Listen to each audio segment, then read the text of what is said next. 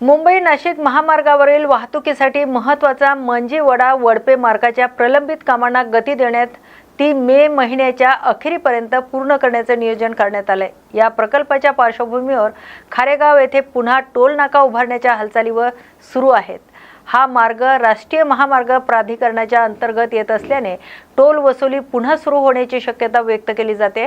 त्यामुळे ठाणे, भिवंडी आणि कल्याण, नाशिक परिसरातील वाहन चालकावर अतिरिक्त आर्थिक भार पडण्याची चिंता व्यक्त होते। दरम्यान या विरोधात महाराष्ट्र नवनिर्माण सेना आणि नॅशनलिस्ट काँग्रेस पार्टी शरद पवार गट यांनी आंदोलनाचा इशारा दिलाय। खारेगाव टोल नाका यापूर्वी 2017 मध्ये बंद करण्यात आला होता, मात्र आता नव्या प्रकल्पासोबत पुन्हा टोल वसुली सुरू होण्याच्या हालचालीमुळे या मुद्द्यांवर पुन्हा राजकीय वातावरण तापण्याची शक्यता व्यक्त केली जाते। मुंबईतील पूर्व आणि पश्चिम द्रुतगती महामार्गावरील मुख्य रस्त्याची सुधारणा आता मायक्रो सरफेसिंग तंत्रज्ञानाच्या आधारे करण्यात येणार आहे।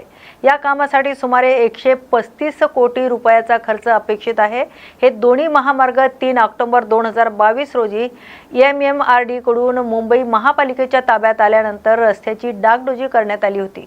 आता मुख्य रस्त्याच्या दीर्घकालीन सुधारण्यासाठी मायक्रो सरफेसिंग पद्धतीचा वापर केला जाणार आहे। ही पद्धत पर्यावरणपूरक मानली जाते, तसेच आर्थिकदृष्ट्या प्रभावी असल्याचं अधिकाऱ्यांचं म्हणणं आहे। विशेष प्रकारच्या बिटुमिन इमल्शनचा वापर केल्याने रस्त्याची बांधणी अधिक मजबूत होण्यास मदत होते, अशी माहिती देण्यात आली। मुंबईतील विद्याविहार रेल्वे स्थानक परिसरात LVS आणि RC मार्गांना जोडणाऱ्या उड्डाणपुलांच्या पोहोच रस्त्याचं काम सध्या प्रगतीपथावर आहे। या प्रकल्पामुळे एकूण 213 झाडे बाधित होत असून त्यापैकी काही झाडे कापली जाणार आहे, तर काहींचे पुनर्रोपण करण्यात येणार आहे। तर प्रकल्पाच्या सुरुवातीच्या सर्वेक्षणानुसार 189 झाडे बाधित होत असल्याचे स्पष्ट झाले। त्यानुसार काही झाडे कापणे, काही पुनर्रोपण करणे आणि काही जतन करण्याचे निर्देश देण्यात आलेत।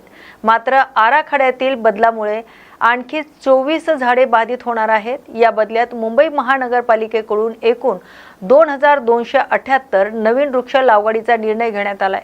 शहरात जागेअभावी ही लागवड पनवेलमधील करंजाडे परिसरात केली जाणार आहे। या सर्व कामांसाठी सुमारे 2 कोटी रुपयाचा खर्च अपेक्षित आहे। दरम्यान या प्रकल्पासाठी AB इन्फ्राबिल्ड लिमिटेडची नियुक्ती करण्यात आली असून काम सुरू करण्यात आलंय।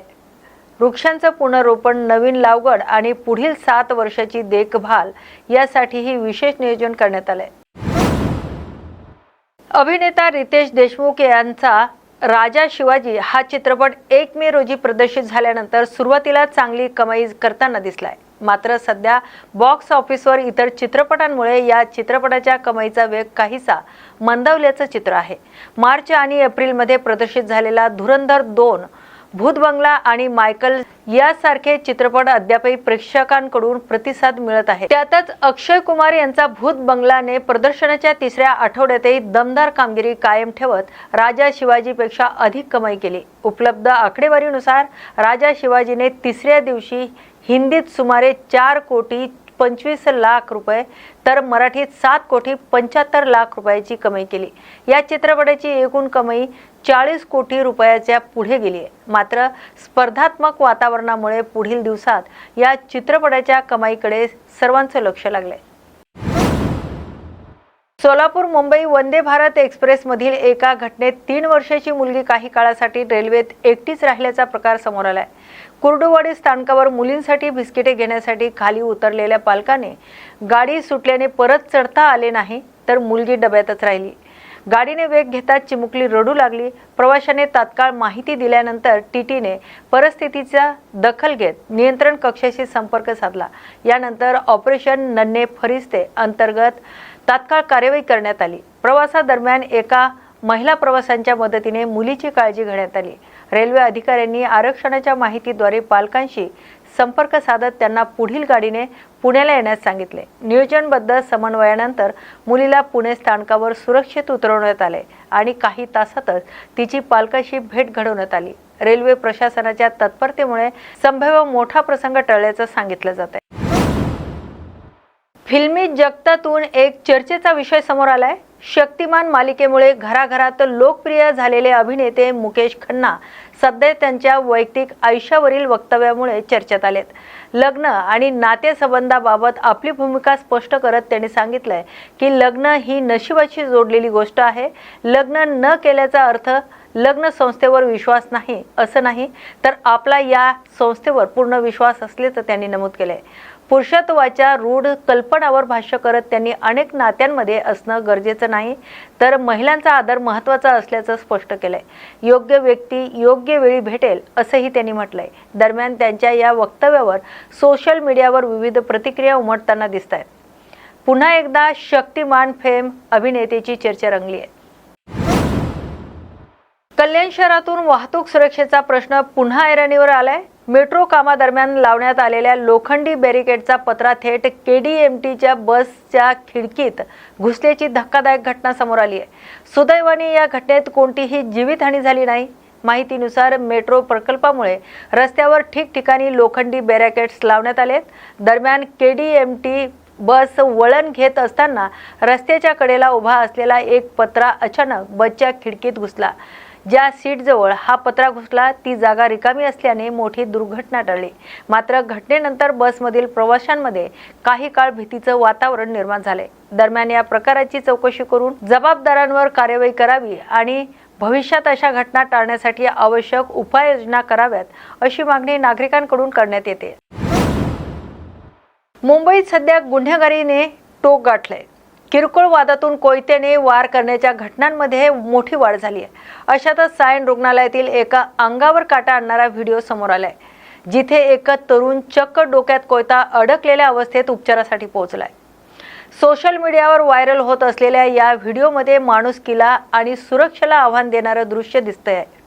सायन रुग्णालयात एक तरुण उभा आहे, ज्याच्या डोक्यात कोणीतरी कोयत्याने जीवघेणा हल्ला केलाय। तो कोयता त्याच्या डोक्यात अर्धवट अडकलेला आहे। धक्कादायक बाब म्हणजे या गंभीर अवस्थेत तो तरुण स्वतः चालत फिरत आहे आणि मोबाईलमध्ये पाहत आहे। हा व्हिडिओ द चिलिंग पॉइंट नावाच्या इंस्टाग्राम अकाउंटवरून शेअर करण्यात आलाय। यामुळे मुंबईतील कायदा आणि सुव्यवस्थेवर मोठे प्रश्नचिन्ह उपस्थित राहिलेत। नेटकऱ्यांनी यावर तीव्र संताप व्यक्त केलाय, तर एका युजरने म्हटलंय की अशा नराधमांना फाशीच व्हायला हवी, तर दुसऱ्याने आई वडील घरी वाट पाहत असतात हे या तरुणांना का समजत नाही असा भावनिक प्रश्न विचारलाय। वाढत्या कोयता गँगच्या दहशतीने मुंबईकर आता घरातून बाहेर पडतानाही धास्तावलेले दिसतात। सकाळी घराबाहेर पडलेला माणूस सुखरूप घरी परतेल का असा सवाल या घटनेत पुन्हा एकदा उपस्थित केला जातोय। राज्यात 1 मे पासून रिक्षा चालकांसाठी मराठी भाषा अनिवार्य करण्याचा निर्णय तुर्तास पुढे ढकलण्यात आला, तरी यावरून सुरू झालेला भाषिक वाद आता चिघळण्याची चिन्हे दिसतात। दरम्यान या वादात हिजाबी खातून नावाच्या तरुणीने केलेल्या एका वादग्रस्त वक्तव्यामुळे सोशल मीडियावर संतापाची लाट उसळली आहे। मराठी भाषेच्या सक्तीवरून राज्यात 2 गट पडलेले असतानाच हिजाबी खातून हिचे एक विधान व्हायरल होत आहे। जर मराठी इतकीच महत्त्वाची असेल तर मुस्लिम भागात जाऊन मराठी बोलायला सांगा। एकाला हात लावला तर 100 जण उभे राहतील असे आव्हान तिने दिल्याने नवा वाद निर्माण झालाय। तिच्या या वक्तव्याच्या नेटकऱ्यांनी तीव्र निषेध केलाय। हे विधान समाजात तेढ निर्माण करणार असल्याची टीका होत आहे, तर दुसरीकडे रिक्षा चालकांना मराठी अनिवार्य करण्याच्या नियमावरून प्रशासकीय पातळीवर अजूनही संभ्रम कायम आहे। मराठीच्या मुद्द्यावरून सुरू झालेला हा राजकीय आणि भाषिक संघर्ष आता कोणत्या वळणावर जातोय याकडे संपूर्ण राज्याचं लक्ष लागलंय। अगर मराठी लैंग्वेज इतना ही इम्पोर्टेंट है तो मुसलमान भी यहाँ रहता है। आप मुसलमान एरिया में जाके दिखा दो, वहाँ पर जबरदस्ती मराठी लैंग्वेज के लिए बोल दो। मैं कसम से कह रही हूँ, उनकी एकता इतनी है कि आप एक को हाथ लगाओगे वो 100 आ जाए। आजच्या मुंबई बुलेटिन या बातमीपत्रात आपण येथेच थांबतोय। अशाच नव्या आणि ताज्या घडामोडीसाठी पाहत राहा न्यूज मराठी 24/7। नवा भारत, नवा विचार।